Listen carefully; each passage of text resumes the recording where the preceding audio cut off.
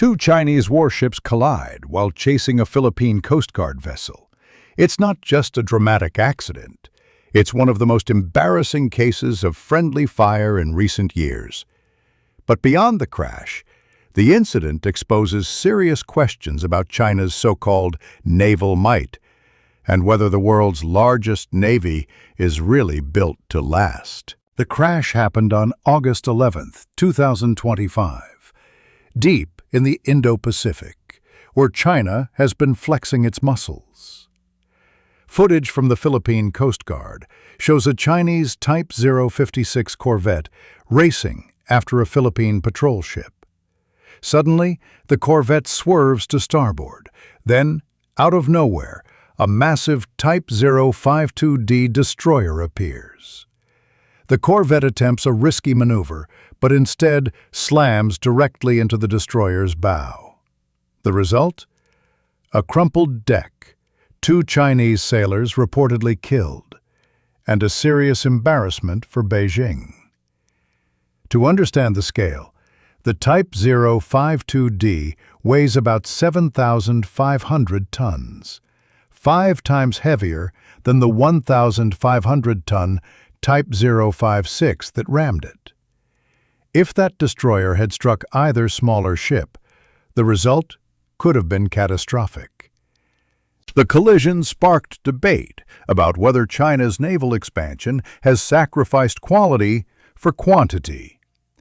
It's worth remembering how fast China has risen. In 1978, it was one of the poorest countries on Earth.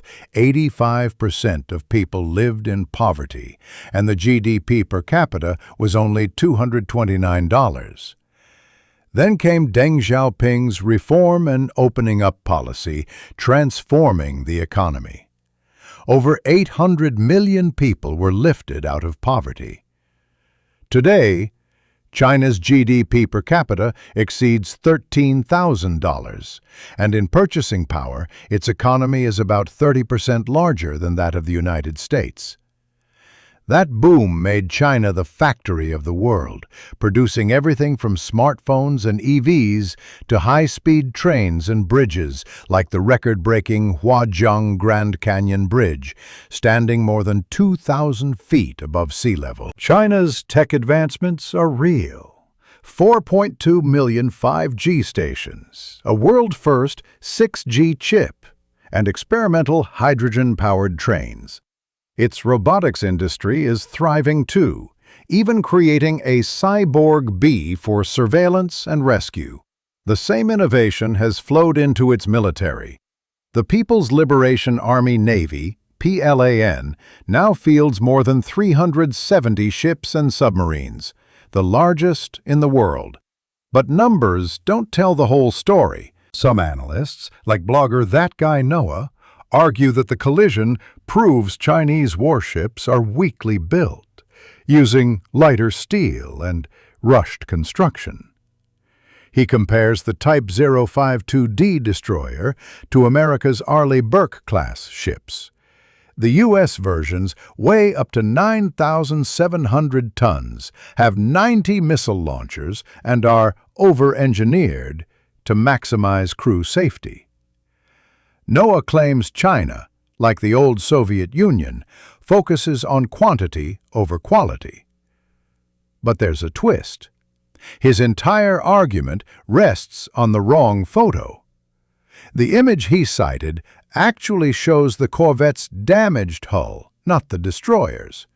In reality, the Type 052D sustained only minor dents, exactly what you'd expect when a smaller vessel crashes into a much heavier one. More credible analysts, including writers from National Interest and Naval Technology, describe the Type 052D as a powerful, modern destroyer, equipped with a 64-cell vertical launch system, Dragon's Eye radar, and advanced anti-ship and anti-submarine systems.